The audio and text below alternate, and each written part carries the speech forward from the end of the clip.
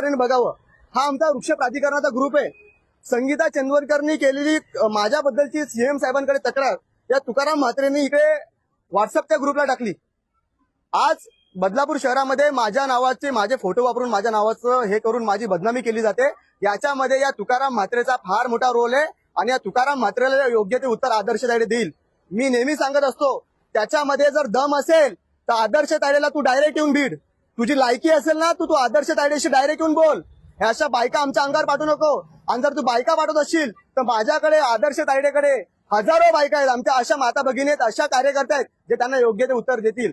आजपर्यंत संयमाची भूमिका घेतली, आजपर्यंत सामंजस्याची भूमिका घेतली, पण ही संगीता चंदवरकर आणि ती राणी जवळेकर या दोघींचंही तुम्ही कर्तृत्व बघा। ही राणी जवळेकर त्या आमच्या एका नगरसेवकाला एसआरएच्या प्रोजेक्टमध्ये ब्लॅकमेल करते।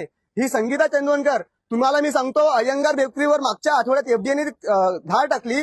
ते अय्यंगार बेकरी बंद करावी म्हणून हिने तिकडे जाऊन तमाशा केला। आज ती अय्यंगार बेकरी चालू झाली। याच्या मागचं उत्तर त्यांनी बदलापूरकरांना दिलं पाहिजे।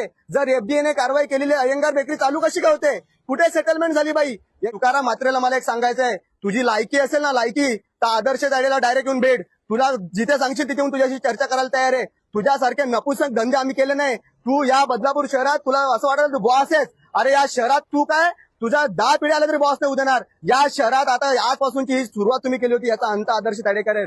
आता जर तुम्हाला तुमच्या अंगावरचे त्या तुकाराम म्हात्रेला सांगतो, तुझ्या अंगावरचे कपडे नाही उतरवले ना तर आदर्श तायडे नाव नाही। आणि लक्षात ठेव, ही आता अतिथीची भूमिका आहे। आता परिस्थिती अशी आहे की जर तू आमच्यावर आरोप करत असशील, जे आरोपाला आरोपाने नाही तर त्याला सडेतोड उत्तराने आता तुम्हाला प्रत्युत्तर मिळेल। आणि सर्वात महत्वाची गोष्ट आपली लक्षात ठेव, ही आता अतिथीची भूमिका आहे। आता परिस्थिती अशी आहे की जर तू आमच्यावर आरोप करत असशील, जे आरोपाला आरोपाने नाही तर त्याला सडेतोड उत्तराने आता तुम्हाला प्रत्युत्तर मिळेल। आणि सर्वात महत्वाची गोष्ट, या बदलापूर शहरात आजपर्यंत मी कधी कोणावर आरोप केले नव्हते। आजपर्यंत आम्ही कुठेही सेटलमेंट केलेलं नाही। या बायकांसारख्या सेटलमेंट किंग आम्ही नाही। अरे बेकरीमध्ये पैसे खाणारी माणसं ही या ठिकाणी अनेक गोष्टी आहेत, मी तुम्हाला दाखवतात। एमआयडीसीतले ते लोक आता मला फोन करत होते, त्यांना ते उद्या समोर येणार आहेत। मी उद्या परत प्रेस कॉन्फरन्स घेणार आहे। हिने जिथे जिथे तो गाळा मालक ज्याचा हिने गाळा हडपला, हे सगळे माणसं आता समोर येणार आहेत।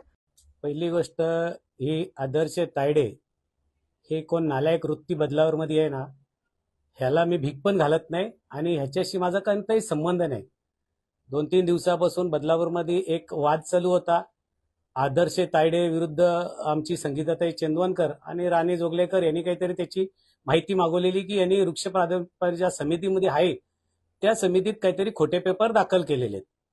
ते पेपर मला कुठून तरी व्हॉट्सअपच्या द्वारे मिळाले। मी ते आमच्या नगरसेवकांच्या ग्रुपमध्ये प्रसिद्ध केले आणि जी समिती त्या समितीमध्ये टाकले। बाबा खरं काय खोटं काय हे जरा बघा, कारण ह्याचं उद्घाटन आहे उद्या।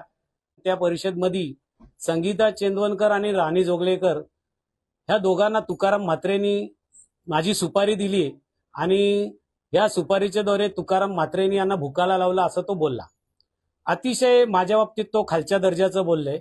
मी त्या आदर्श तायडे आणि त्याच्या टीमला त्यांनी मला ललकारलं आणि त्यांनी सांगितलं की बदलापूरमध्ये फिरू देणार नाही। मी आदर्श तायडेला सांगतो, दादा कुठे येऊ सांग, तुझ्या कोणत्या चौकात येऊ, तुझ्या घराजवळ येऊ, या तुझ्या कुठल्या पक्षाच्या कार्यालय असेल त्या ठिकाणी येऊ, किंवा तुझा बाप कोण आहे, तुझा कोण चालवतोय, तुझ्या बापाच्या घरी येऊ हे सांग मला। आणि राहिला प्रश्न तू माझ्या कपडे काढण्याचं बोलतोय, तर दादा माझं एकच टी शर्ट घालतोय मी। तू किती जॅकेट घालतो ना, ती सगळी जॅकेट तुझी या नगरपालिकेत जर नाही उतरवली परत दिसल्यावर मला तू, तर माझं नाव सुद्धा तुकाराम म्हात्रे हे लक्षात ठेव। तू अतिशय मला खालच्या दर्जाने बोललाय, मी कुठे भ्रष्टाचार करतो, मी कुठे पैसे खातो। तू एक बापाची जर औलाद असेल ना तर माझा भ्रष्टाचार काढून दाखव, नाही तर मी तुला माझ्या पद्धतीने उत्तर देणारच आहे। पण आज कायदेशीर मी पोलीस स्टेशनला जाऊन आता गुन्हा दाखल करणार आहे। तुझं तर माझं खरं खोटं काय ते करून दाखव। तू म्हटलं ना 1 to 4, मी 4 to 3 करणारा माणूस आहे।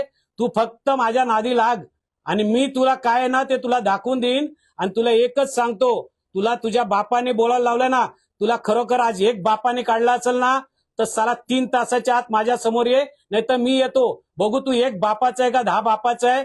सोडणार नाही। तू जिथे भेटशील तिथं तुझ्या तोंडाला काला फासून, नाही तुला माझ्या पक्षातले लोक धडा शिकवले ना, माझं नाव पण तुकाराम म्हात्रे नाही। आणि तू ज्यांच्या जीवात उड्या मारतो ना त्यांनाही आज सांगतो, आज मी आदर्श तायडे हा भेटल तिथं पोलीस स्टेशनला त्याला घेऊन येईन। व तुम्ही फक्त जो त्याच्या बरोबर येईल ना त्याला सांगतो की बघा मग तुकाराम म्हात्रेला जो डिवचलतो त्याच्यात काय परिणाम होतात याचे परिणाम. आता एसीबी डीसीबी पोलीस स्टेशनला चाललोय. पोलिसांनी 2 तासात गुन्हा दाखल नाही केला आणि याला जर हजर नाही केला गुन्हा दाखल करून तर आमचं पोलीस स्टेशनला मोठं आंदोलन होईल आणि ह्याचे परिणाम जे होतील ते आदर्श तायडे आणि पोलीस यांना भोगावं लागणार आहे. मी आदर्श तायडेला आज ह्या क्षणाला एक चॅलेंज करीन की बाबा तू हे पार्ट 1 पार्ट 2 आणि पार्ट 3 करण्यापेक्षा ना एकदा आमच्या समोर बस आणि तू सगळ्यांच्या समोर हे प्रूव्ह करायचं की संगीता चेनवनकरने सेटलमेंट केली. रेवा बिअर शॉपची केस 12 वर्ष चालली. बदलापूर शहरातल्या कुठलाही सर्वसामान्य पीडित व्यक्तीचा विषय असेल ना तो माझ्याकडे येतो आणि त्यांनी सांगावं. मी आज बदलापूरकरांना सांगेन की जर तुमच्याकडे मी कुठल्याही गोष्टीसाठी पैसे मागितले असेल तर ह्या आदर्श तायडे या व्यक्तीच्या समोर तुम्ही उभे राहा आणि त्यांना दाखवा आणि मलाही कळू देत की संगीता चेनवनकरने कोणाकोणाकडनं पैसे खाल्ले. विषय घेतले सह्याद्री हॉस्पिटलचा असेल धनलक्ष्मी हॉस्पिटलचा विषय असेल आम्ही कोर्टात देतो. कोर्टातले विषय कसे चालतात आणि किती दिवस चालतात हे बदलापूरकरांना माहितीये. परंतु वारंवार ही व्यक्ती आदर्श तायडे जो आहे त्याची लायकी नाहीये. तू प्रत्येक वेळेला बाबासाहेबांचं नाव घेणार. अरे बाबासाहेबांना आम्ही सुद्धा मानतो.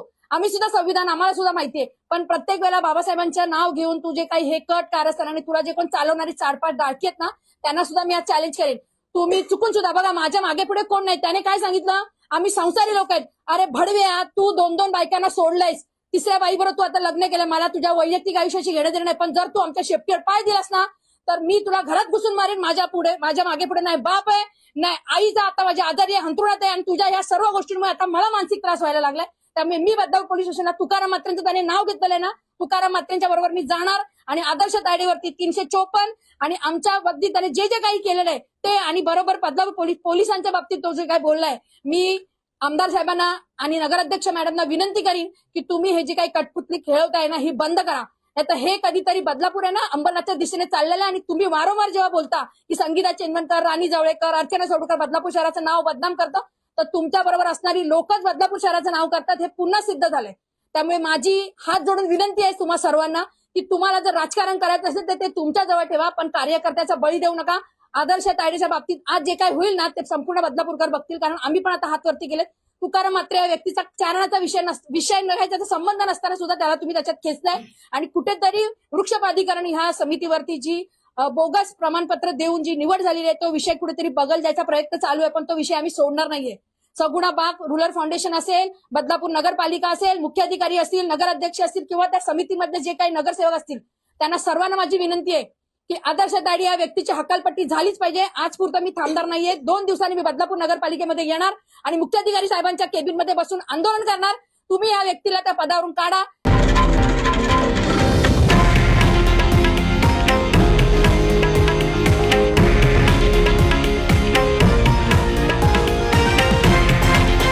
हे आहे देशातील नंबर 1 न्यूज नेटवर्क आणि आपण पाहत आहात TV9 मराठी, एकमेव.